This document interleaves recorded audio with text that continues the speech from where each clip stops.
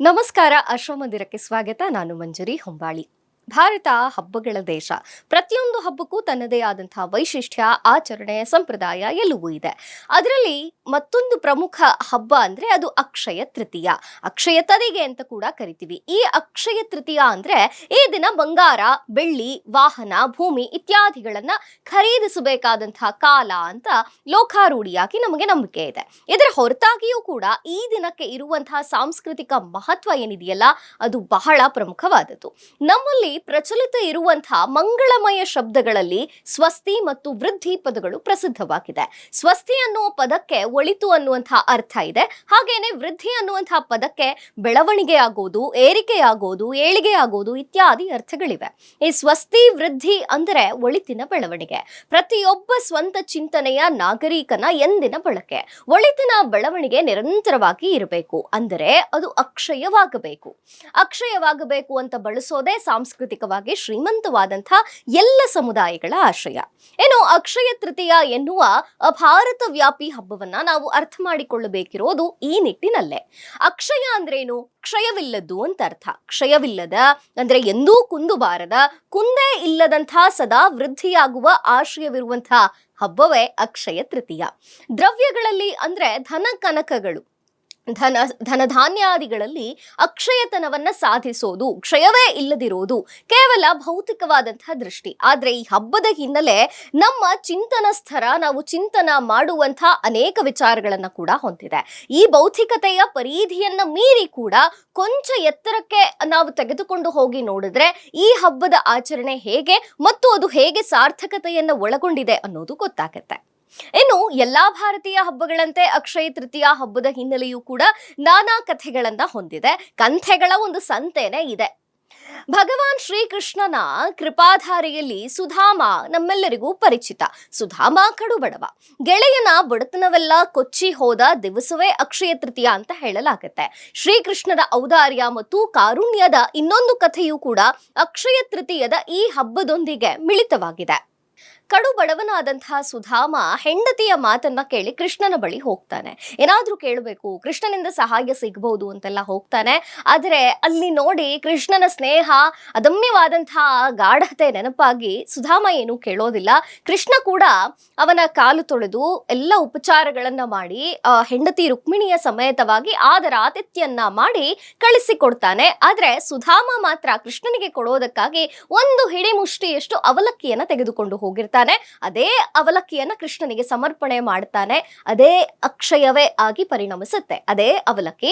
ತದನಂತರ ಸುಧಾಮ ಮತ್ತೆ ತನ್ನ ಊರಿಗೆ ಬಂದಾಗ, ತನ್ನ ಜಾಗಕ್ಕೆ ಬಂದಾಗ ಇದ್ದಂತಹ ಗುಡಿಸಲು ಅರಮನೆಯಾಗಿ ಬದಲಾಗಿರುತ್ತೆ. ಅಲ್ಲಿರುವಂತಹ ಎಲ್ಲ ಪರಿಸರವೂ ಕೂಡ ಅತ್ಯದ್ಭುತವಾದ ವೈಭವದಿಂದ ಸೃಷ್ಟಿಯಾಗಿರುತ್ತೆ. ಆ ಸುಧಾಮನ ಹೆಂಡತಿ ಒಡವೆ ವಸ್ತ್ರಗಳನ್ನ ಧರಿಸಿಕೊಂಡು ಮಕ್ಕಳಿಗೆ ಹೊಸ ಬಟ್ಟೆಯನ್ನ ತೊಡಿಸಿ ಅತ್ಯದ್ಭುತವಾದಂತಹ ಅರಮನೆಯಲ್ಲಿ ವಾಸಿಸ್ತಾಳೆ. ಹೀಗೆ ಸುಧಾಮನಿಗೆ ಎಂದೂ ಮತ್ತೆ ಬಡತನವೇ ಬಾರದಂತೆ, ಅಕ್ಷಯವಾಗುವಂತೆ ಅನುಗ್ರಹಿಸಿದ ದಿನವೇ ಅಕ್ಷಯ ತೃತೀಯ ಅಂತ ನಂಬಲಾಗುತ್ತೆ. ಇನ್ನು ಕಾಡು ಪಾಲಾದ ಪಾಂಡವರ ಊಟದ ವ್ಯವಸ್ಥೆಗಾಗಿ ಶ್ರೀಕೃಷ್ಣನು ದ್ರೌಪದಿಗೆ ಅಕ್ಷಯ ಪಾತ್ರೆಯನ್ನ ಕೊಡ್ತಾನಲ್ಲ, ಅದು ಕೂಡ ಇದೇ ದಿನ ಅಂತ ಹೇಳಲಾಗುತ್ತೆ. ಆ ಕಥೆಯೂ ಕೂಡ ಇದೆ. ಇನ್ನು ಭಗೀರಥನ ತಪಸ್ಸಿಗೆ ಮೆಚ್ಚಿ ಸ್ವರ್ಗಂಗೆ ಅಂದ್ರೆ ಸ್ವರ್ಗದಲ್ಲಿ ಇರುವಂತಹ ಗಂಗೆ ಭೂಮಿಗೆ ಇಳಿದಂತಹ ದಿನವೂ ವೈಶಾಖ ಶುದ್ಧ ತೃತೀಯ ದಿನ ಅಂತ ಹೇಳಲಾಗುತ್ತೆ. ಅಕ್ಷಯ ತೃತೀಯ ದಿನವೇ ಆಗತ್ತೆ ಅಂತ ನಂಬಲಾಗಿದೆ. ಇನ್ನು ಬ್ರಹ್ಮಕ್ಷಾತ್ರದ ಮೂರ್ತ ರೂಪವಾದಂತಹ ಪರಶುರಾಮ ದೇವರ ಅವತಾರವಾಗಿದ್ದು ಕೂಡ ಇದೇ ಪುಣ್ಯ ದಿನದಂದೇ ಅಂತ ಹೇಳಲಾಗುತ್ತೆ. ವಿಷ್ಣುವಿನ 10 ಅವತಾರಗಳಲ್ಲಿ ಪರಶುರಾಮ ಅವತಾರವೂ ಒಂದು, ಮತ್ತು ಅದು ಕರ್ನಾಟಕ ಕೂಡ ಸಂಬಂಧಿಸಿದ್ದಾಗಿದೆ. ಯಾಕೆಂದ್ರೆ ಪರಶುರಾಮನ ತಾಯಿ ಯಲ್ಲಮ್ಮ ಕರ್ನಾಟಕದವಳು. ಇಲ್ಲೇ ಬೆಳಗಾವಿಯ ಸಮೀಪದಲ್ಲೇ ನಾವು ಯಲ್ಲಮ್ಮನ ಗುಡ್ಡವನ್ನ ಕೂಡ ಕಾಣ್ತೇವೆ.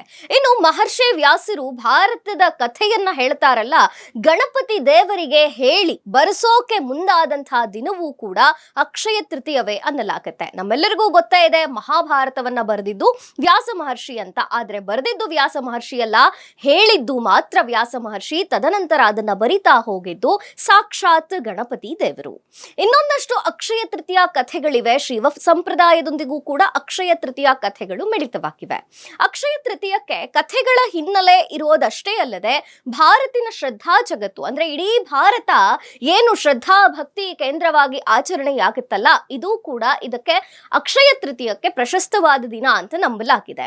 ಬೇರೆ ದಿನಗಳನ್ನ ಶುಭ ಕಾರ್ಯಕ್ಕೆ ಮುಹೂರ್ತಗಳನ್ನ ಹುಡುಕಬೇಕಾಗತ್ತೆ, ಬೇರೆ ದಿನಗಳಲ್ಲಿ ಶುಭ ಕಾರ್ಯಗಳನ್ನ ಮಾಡಿದ್ರೆ. ಆದ್ರೆ ಅಕ್ಷಯ ತೃತೀಯ ದಿನ ಯಾವುದೇ ಮುಹೂರ್ತವನ್ನ ನೋಡುವಂತ ಅವಶ್ಯಕತೆಯೇ ಇರೋದಿಲ್ಲ, ಇಡೀ ದಿನ ಮುಹೂರ್ತವೇ ಆಗಿರುತ್ತೆ. ಮತ್ತು ಅದಕ್ಕೆ ಕರೀತಾರೆ ಇದು 3.5 ಮುಹೂರ್ತಗಳಲ್ಲಿ ಅಕ್ಷಯ ತೃತೀಯ ಕೂಡ ಒಂದು ಅಂತ. ಇಡೀ ಅಕ್ಷಯ ತೃತೀಯ ದಿನದಂದು ಯಾವುದೇ ಸಮಯದಲ್ಲಿ ಯಾವುದೇ ಒಳ್ಳೆಯ ಕಾರ್ಯ ಕೂಡ ಮಾಡಬಹುದು ಅಂತ ಹೇಳ್ತಾರೆ ಜ್ಯೋತಿಷ್ಯ ಶಾಸ್ತ್ರಜ್ಞರು. ಹಾಗಾಗಿ ಶಾಂತಿಕತೆ ಮತ್ತು ಪೌಷ್ಟಿಕ ಉಪನಯನಾದಿ ಅನೇಕ ಕಾರ್ಯಕ್ರಮಗಳು ಸಂಸ್ಕಾರಗಳನ್ನ ಮಾಡ್ಲಿಕ್ಕೆ ಈ ದಿನ ಬಹಳ ವಿಶೇಷವಾಗಿರುತ್ತೆ. ಇನ್ನು ವಿಶ್ವ ಪ್ರಸಿದ್ಧವಾದಂತಹ ಪೂರಿ ಜಗನ್ನಾಥ ರಥೋತ್ಸವ ಮೊದಲುಗೊಳ್ಳೋದು ಈ ದಿನದಂದೇ, ಅಂದ್ರೆ ಅಕ್ಷಯ ತೃತೀಯ ದಿನದ.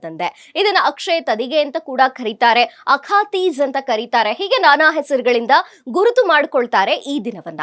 ಈ ಹಬ್ಬ ಕೇವಲ ಕರ್ನಾಟಕ ಅಷ್ಟೇ ಅಲ್ಲ, ಒಡಿಶಾ ಇರಬಹುದು, ಉತ್ತರ ಪ್ರದೇಶ ಇರಬಹುದು, ಮಹಾರಾಷ್ಟ್ರ ಇರಬಹುದು ಮತ್ತು ಪಶ್ಚಿಮ ಬಂಗಾಳ ರಾಜ್ಯಗಳಲ್ಲಿ ವಿಶೇಷವಾಗಿ ಆಚರಣೆ ಮಾಡಲಾಗುತ್ತೆ. ಮಾನವ ತನ್ನ ಸಾಮಾಜಿಕ ಜೀವನಕ್ಕೆ ಬಂದಾಗ್ಲಿಂದಲೂ ಕೂಡ ಸಂಪತ್ತಿಗೆ ಇನ್ನೊಂದು ಹೆಸರು ಅಂತಂದ್ರೆ ಅದು ಬಂಗಾರ. ನಮ್ಗೆ ಗೊತ್ತೇ ಇದೆ, ಅಕ್ಷಯ ತೃತೀಯ ಅಂದ್ರೆ ನಮಗ್ ನೆನಪಾಗೋದೆ ಬಂಗಾರ ಖರೀದಿ ಮಾಡಬೇಕು, ಹೊಸ ಬಟ್ಟೆ ಖರೀದಿ ಮಾಡಬೇಕು, ಏನಾದ್ರೂ ಹೊಸ ವಸ್ತು ಅವತ್ತ ಕಂಡುಕೊಳ್ಬೇಕು, ತಗೋಬೇಕು ಅನ್ನುವಂಥದ್ದು. ಈ ಭಾವನೆ ಭಾರತೀಯರಲ್ಲಿ ಬೆಳೆದು ಬಂದಿದೆ. ಅದು ಸಂಪ್ರದಾಯವೋ ರೂಢಿಯೋ ಅದು ನಂತರದ ವಿಚಾರ. ಆದ್ರೆ ಅದು ಸತ್ಯವೇ ಅಲ್ಲ ಅಂತ ಹೇಳೋಕ್ಕಾಗಲ್ಲ. ಜಗತ್ತಿನ ಚಾಲ್ತಿಯಲ್ಲಿರುವಂತಹ ಹಣಗಳು ಒಂದು ದಿನ ಹೇಳ ಹೆಸರಿಲ್ಲದೆ ಹೋಗಬಹುದು, ಆದ್ರೆ ಬಂಗಾರ ಮಾತ್ರ ಇವತ್ತಿನ ಮಾನವೀಯ ಸಮಾಜಕ್ಕೆ ಬಂಗಾರ ಮಾತ್ರ ಇವತ್ತಿನ ಸಮುದಾಯಕ್ಕೆ, ಸಮಾಜಕ್ಕೆ ಅತ್ಯಂತ ಬೇಕಾಗಿರುವಂತಹ ವಸ್ತು. ಹಾಗಾಗಿ ಹಿಂದೆ ಹಿರಿಯರು ಹೇಳ್ತಿದ್ರಲ್ವಾ, ಬಂಗಾರವನ್ನ ತೆಗೆದಿಟ್ಕೊಳ್ಳಿ ಆಪತ್ಕಾಲಕ್ಕಾಗತ್ತೆ ಅಂತ. ಹಾಗೆ ಬಂಗಾರ ತನ್ನ ಮೌಲ್ಯವನ್ನ ಹೆಚ್ಚಿಸಿಕೊಳ್ತಾನೆ ಇದೆ, ವೃದ್ಧಿ ಆಗ್ತಾನೆ ಇದೆ. ಇಂಥ ಯುದ್ಧದ ಪರಿಸ್ಥಿತಿಗಳಲ್ಲೂ ಕೂಡ ಬಂಗಾರ ತನ್ನ ಒಂದು ಅಸ್ತಿತ್ವವನ್ನ ಬಿಟ್ಟು ಕೊಟ್ಟಿಲ್ಲ. ಈಗಲೂ ಕೂಡ ಬಂಗಾರ ಖರೀದಿ ಮಾಡೋಕ್ ಹೋದ್ರೆ ಅಂಗಡಿಗಳು ರಶ್ ಆಗೇ ಇರೋದನ್ನ ನಾವು ನೋಡ್ತೀವಿ. ಹಾಗಾಗಿ ಈ ಲೋಕದ ದೃಷ್ಟಿಯಿಂದಲೂ ಕೂಡ ಬಂಗಾರ ಏನಿದೆ ಅದು ಸಂಗ್ರಹಣಾ ಯೋಗ್ಯ, ಅದನ್ನ ಸಂಗ್ರಹ ಮಾಡಲೇಬೇಕು, ತಪ್ಪಿಲ್ಲ ಅಂತ ನಮ್ಮ ದೊಡ್ಡವರು ಹೇಳ್ತಾ ಬಂದಿದ್ದಾರೆ. ಅಕ್ಷಯ ತೃತೀಯ ದಿನವೂ ಕೂಡ ಅದಕ್ಕೆ ನಿಯಮಿತವಾಗಿರುವಂತಹ ದಿನ ಅಂತ ಹೇಳಲಾಗುತ್ತೆ. ಅನೇಕ ಸ್ಥಳಗಳಲ್ಲಿ ಬಂಗಾರಗಳನ್ನ ಖರೀದಿ ಮಾಡೋದನ್ನ ನಾವು ನೋಡ್ತೀವಿ. ಆದ್ರೆ ಬೆಳ್ಳಿ, ಬಂಗಾರ, ಭೂಮಿ ಇತ್ಯಾದಿಗಳ ಸಂಗ್ರಹಕ್ಕೆ ಪ್ರಶಸ್ತವಾದ ದಿನ ಅನ್ನೋದರ ಜೊತೆಗೆ ಅಕ್ಷಯ ತೃತೀಯ ದಿನಕ್ಕೂ ಕೂಡ ದಾನ ಹೇಳಿದ್ದಾರೆ. ಅಂದ್ರೆ ದಾನ ಮಾಡೋದು ಈ ದಿನ ಬಹಳ ಪ್ರಶಸ್ತ ಅಂತ ನಂಬಲಾಗಿದೆ. ದಾನ ಮಾಡೋದು ಹೇಗೆ, ದ್ರವ್ಯ ಸಂಗ್ರಹವನ್ನ ಹೇಗೆ ಮಾಡ್ತೇವೋ ಹಾಗೆ ಈ ಲೋಕದಲ್ಲಿ ಬಂದಿದ್ದೇವೆ ಅಂದಮೇಲೆ ಒಂದಷ್ಟು ಬಂಧನಗಳನ್ನು ತಂದಿರ್ತೇವೆ. ಈ ಬಂಧನಗಳಿಂದ ಮುಕ್ತವಾಗಬೇಕಾದ್ರೆ ಅದಕ್ಕೆ ಒಂದೇ ಉಪಾಯ, ಅದು ದಾನ ಮಾಡಬೇಕೆನ್ನೋದು. ಹಾಗಾಗಿ ದಾನ ಮಾಡೋದ್ರಿಂದ ಈ ಬಂಧನ ಬಿಡುಗಡೆಯಾಗತ್ತೆ ಮತ್ತು ಬಂಧನಗಳ ನಡುವೆ ಇರುವಂತಹ ಸಮತೋಲನವನ್ನ ಕಾಯ್ದುಕೊಂಡು ಪರಮ ಲೌಕಿಕರು ಕೂಡ ಪೂರ್ತಿಯಾದಂತಹ ಲೋಕಾತೀತರಾಗಬಹುದು ಮತ್ತು ಸ್ವರ್ಗಕ್ಕೆ ಪ್ರಾಪ್ತಿಯಾಗಬಹುದು ಅನ್ನೋದು ಅಕ್ಷಯ ತೃತೀಯದಲ್ಲಿರುವಂತಹ ನಂಬಿಕೆಯಾಗಿದೆ. ಅಖಾತೀಜ್ ಅಥವಾ ಕಟಿ ಅಂತ ಕರೆಯಲ್ಪಡ್ತಾರೆ ಅಕ್ಷಯ ತೃತೀಯ ದಿನವನ್ನ. ಇನ್ನು ಹಿಂದೂ ಕ್ಯಾಲೆಂಡರ್ನ ಪ್ರಕಾರ 2ನೆಯ ತಿಂಗಳಾದ ವೈಶಾಖ ಮಾಸದ 3ನೆಯ ದಿನ ಇದಾಗಿರುತ್ತೆ ಅಕ್ಷಯ ತೃತೀಯ. ಈ ದಿನವನ್ನ ಹಿಂದೂ ಧರ್ಮದಲ್ಲಿ ಮಹತ್ವದ ದಿನವನ್ನಾಗಿ ಕರೀತಾರೆ ಮತ್ತು ವಿವಿಧ ಆಚರಣೆಗಳಿರುತ್ತೆ. ಅಕ್ಷಯ ತೃತೀಯಕ್ಕೆ ಸಂಬಂಧಿಸಿದಂತಹ ಅನೇಕ ಧಾರ್ಮಿಕ ಸಂಗತಿಗಳು ಮತ್ತು ನಂಬಿಕೆಗಳು ಕೂಡ ನಮ್ಮಲ್ಲಿ ಹಾಸು ಹೊಕ್ಕಾಗಿವೆ. ಭಾರತೀಯರು ಯಾವುದೇ ದಿನ ಅಂತ ಶುಭ ಅಂತ ಕರೆದ್ರೂ ಕೂಡ ಅದರ ಹಿಂದೆ ಪೌರಾಣಿಕ ಹಿನ್ನೆಲೆಯೂ ಇರುತ್ತೆ, ಧಾರ್ಮಿಕ ಹಿನ್ನೆಲೆಯೂ ಇರುತ್ತೆ, ಆಧ್ಯಾತ್ಮಿಕ ಮತ್ತು ವೈಜ್ಞಾನಿಕ ಹಿನ್ನೆಲೆಯೂ ಇರುತ್ತೆ.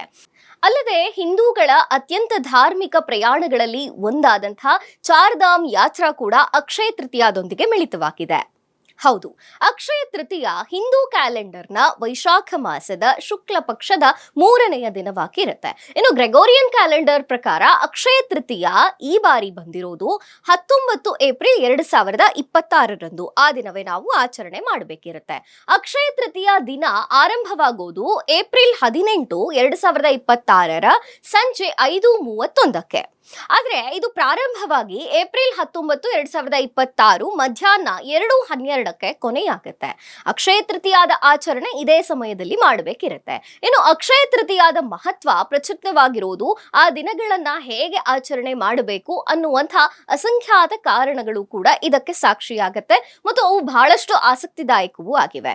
ಅಕ್ಷಯ ತೃತೀಯ ಪುರಾಣಗಳಲ್ಲಿ ಉಲ್ಲೇಖಿಸಲ್ಪಟ್ಟಿರುವ ಹಾಗೆಯೇ ನಂಬಿಕೆಗಳಲ್ಲೂ ಕೂಡ ಜನಪ್ರಿಯವಾಗಿದೆ. ಇದೊಂದು ದಿನ ಯುಗದಲ್ಲಿ ವಿವಿಧ ಸಮಯಗಳನ್ನ ಸಂಭವಿಸಿದ ಅನೇಕ ಪ್ರಮುಖ ಐತಿಹಾಸಿಕ ಘಟನೆಗಳಿಗೆ ಬಲವಾದ ಸಂಕಲನವನ್ನ ಉಂಟು ಮಾಡುತ್ತೆ. ಧಾರ್ಮಿಕ ನಂಬಿಕೆಗಳ ಪ್ರಕಾರ ಅಕ್ಷಯ ತೃತೀಯ ವಿಷ್ಣುವಿನ 6ನೇ ಅವತಾರ ಇದೆಯಲ್ಲ, ಪರಶುರಾಮ ಅವತಾರ. ನಾನು ಮೊದಲೇ ಹೇಳಿದಂತೆ ಪರಶುರಾಮನಿಗೂ ಮತ್ತು ಕರ್ನಾಟಕಕ್ಕೂ ಸಂಬಂಧವಿದೆ ಅಂತ. ಆ ವಿಷ್ಣುವಿನ ಪರಶುರಾಮ ಅವತಾರದ ದಿನ ಅಂತ ಹೇಳಲಾಗುತ್ತೆ. ಇನ್ನು ಅನ್ನಪೂರ್ಣಾ ದೇವಿಯ ಜನ್ಮದಿನ ಅಂತ ಕೂಡ ಅಕ್ಷಯ ತೃತೀಯ ಅನ್ನ ಕರೆಯಲಾಗುತ್ತೆ.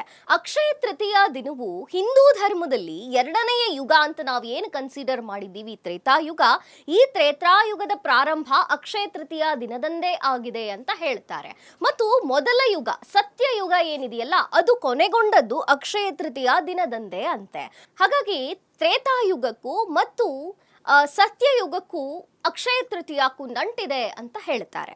ಇನ್ನು ತ್ರೇತಾಯುಗ ವಾಮನ, ಪರಶುರಾಮ ಮತ್ತು ರಾಮರಂಥ ಮಹಾನ್ ದೇವತೆಗಳು, ಮರ್ಯಾದಾ ಪುರುಷೋತ್ತಮ ಇದ್ದಂಥ ಯುಗ ಅಂತ ಕೂಡ ಹೇಳ್ತೀವಿ. ತ್ರೇತಾಯುಗದಲ್ಲಿ ರಾಮಾಯಣ ನಡೆದಿತ್ತು ಅನ್ನೋದು ನಮ್ಮೆಲ್ಲರಿಗೂ ಗೊತ್ತೇ ಇದೆ.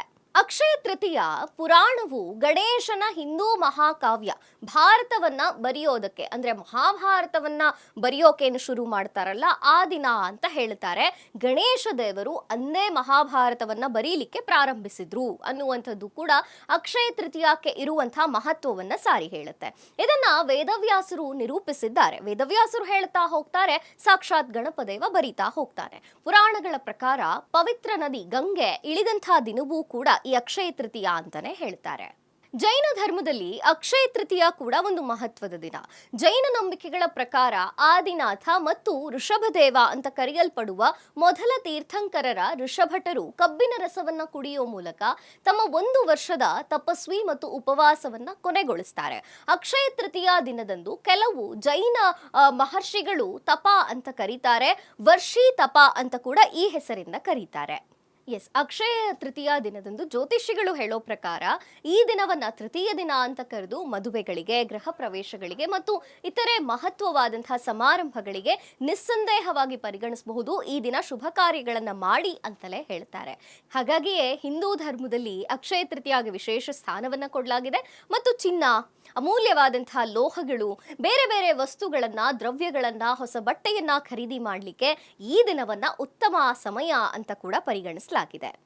ಮತ್ತೊಂದು ಇಂಟ್ರೆಸ್ಟಿಂಗ್ ವಿಚಾರ ಏನು ಅಂದ್ರೆ, ಅಕ್ಷಯ ತೃತೀಯ ದಿನದಂದು ಭಾರತದಲ್ಲಿ ಆಭರಣಗಳ ಮೇಲೆ ಕೂಡ ಹೂಡಿಕೆ ಮಾಡೋರು ಹೆಚ್ಚಾಗ್ತಾರೆ. ಅನೇಕ ಜನರು ಅಕ್ಷಯ ತೃತೀಯದಂದೇ ಕಾದು ಉಡುಗೊರೆಯಾಗಿ ಏನನ್ನಾದ್ರೂ ಕೊಡಲು ಮುಂದಾಗ್ತಾರೆ. ಚಿನ್ನವನ್ನ ಖರೀದಿ ಮಾಡ್ತಾರೆ ಮತ್ತು ಚಿನ್ನವನ್ನ ಉಡುಗೊರೆಯಾಗಿ ಕೂಡ ಕೊಡ್ತಾರೆ.